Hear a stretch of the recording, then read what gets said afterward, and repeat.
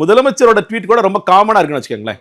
அவர் வந்து ரொம்ப ஸ்பெசிஃபிக்கா இல்ல ஒரு டேக்ல ஜனநாயகன் இல்ல பராசக்திலாம் எழுதல. அப்ப சிபிஎஃப்சி 2 படத்தையும் காலி பண்றான்பா. நான் பொதுவான ஒரு ட்வீட் போடுறேன் அவ்வளவுதான். இன்னொன்னு நீங்க யூசுவலா ரெட்ஜியன்ட் படத்தை ரிலீஸ் பண்றாங்கன்னா, முதலமைச்சரும் துணை முதலமைச்சரும் முதல் நாளே போய் படத்தை பார்த்துட்டு போட்டோ எடுத்து ட்வீட் போட்டு சிறப்பான படமாக இருக்குன்னு சொல்லி சொல்லுவாங்க. அதையும் கவனமா தவிர்த்துட்டாங்க. இது வேண்டாம். இந்த நேரத்துல நம்ம இதை பண்ணோம்னா, ஏதோ ஜனநாயகம் நம்ம தான் அடிச்சு ஏற்கனவே ஒரு நரேட்டிவ் அப்படி போயிட்டு இருக்கு. அப்படிங்கறதெல்லாம் ரொம்ப தெளிவா இருக்காங்க. ராகுல் காந்தி ஒரு படி மேல போய் ஜனநாயகன் தமிழ் கல்ச்சர் வரைக்கும் போயிட்டாரு. தமிழ் கல்ச்சருக்கும் ஜனநாயகம் எந்த சம்பந்தம் இல்லை நமக்கு தெரியும்.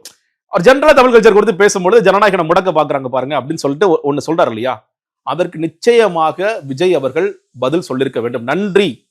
எதிர்க்கட்சி தலைவர் ராகுல் காந்தி அவர்களுக்கு என்னோட நன்றியை தெரிவித்துக் கொள்கின்றேன். அது மட்டும் இல்லாமல் என்னுடைய சக நடிகர்களாக இருக்கக்கூடிய ஜெயம் ரவி, சிலம்பரசன், இயக்குனர் கார்த்திக் சுப்பராஜ் இவர்கள் எல்லோருக்கும் நான் நன்றி தெரிவித்துக் கொள்கிறேன். 10 பேர் எழுதிருக்காங்க, அவங்க எல்லாத்துக்கும் நான் நன்றி தெரிவித்துக் கொள்கிறேன் சொல்றதுதான் நியாயமானதாக இருந்திருக்கும்.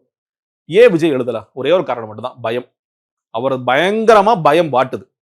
நம்ம என்னடா எந்த பக்கம் அடி வச்சாலும் நம்மளை அடிக்கிறாங்களே. இல்ல பொலிட்டிக்கலா நீங்க வந்து கொள்கை எதிரியே பாஜக சொல்றீங்க. இது ஒரு பொலிட்டிக்கலாக உங்களுக்கு உங்களை எமர்ஜ் பண்ணிக்கிறதுக்கான ஒரு கரெக்டான டைம் இல்லையா அது?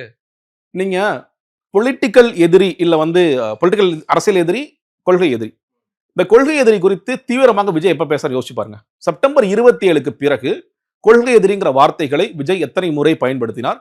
கொள்கை எதிரி செய்யற விஷயங்களை எவ்வளவு தூரம் பேசுறார்? இப்ப நீங்க அவருக்கு முன்னாடி அம்பேத்கருக்கான எல்லோருக்குமான தலைவர் அம்பேத்கர் புத்தகம் வெளியிடும் பொழுது மணிப்பூர் கலவரம் பேசுறார். கோர்ட்ல வந்து சிஜி அப்பாயின்மெண்ட் குறித்து பேசுறார். சுப்ரீம் கோர்ட்டை குறித்து பேசுறார். நிறைய விஷயங்கள் மோசமா பண்றாங்கன்னு சொல்லி பேசுறார். எல்லா இடங்களையும் கொள்கை எதிரிகளாக ஒருவர் அடிப்போங்கிறாரு. மோடி சார், மோடி மிஸ்டர் மோடி ஏதோ ஒன்று பேசினார்.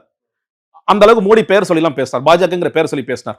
செப்டம்பர் 27க்கு நடந்த நிகழ்வுகள் திருப்பரங்குன்றம் வாய் திறக்கவே இல்லை. யூஸ்வலா ஆதவ அர்ஜுனாவோ இல்ல சீட்டா நிலவரம் யாராவது ஒருத்தர் வந்து ட்வீட் போட்டிருப்பாங்க. யாரும் ட்வீட் போடல. கேட்ட கேள்விக்கு குழப்பமான பதிலா சீட்டா நிர்மல்குமாரும் இன்னொரு இடத்துல கிறிஸ்டியன் அந்த கிறிஸ்துமஸ் விழால ஆதவ அர்ஜுனா உளறிட்டு வந்தார். சோ தெளிவான பதில் அவங்கள்ட்ட வரல. திருப்பரங்குன்றம் பாண்டிச்சேரி நடந்த கூட்டத்தில் பாஜக அரசாங்கத்தை புகழ்ந்துட்டு வந்தார் விஜய். செப்டம்பர் 27க்கு பிறகு விஜய் எத்தனை முறை கொள்கை எதிரிங்கிற வார்த்தையை பயன்படுத்தினார், எத்தனை முறை பாஜகவை சொன்னார், எத்தனை முறை மோடியை சொன்னார்னா விஜய்க்கு பெரிய பயம் வந்து விட்டது. அப்பொழுது இருந்தே நீங்க வந்து நீதி வெல்லும் அப்படின்னு சொல்லி போட்டார். ஆனா அதற்கு பிறகு நிறைய பேர் சொல்லிருப்பாங்கல்ல, நீ போய் சிங்கத்து தலையில வாய் விட்ட,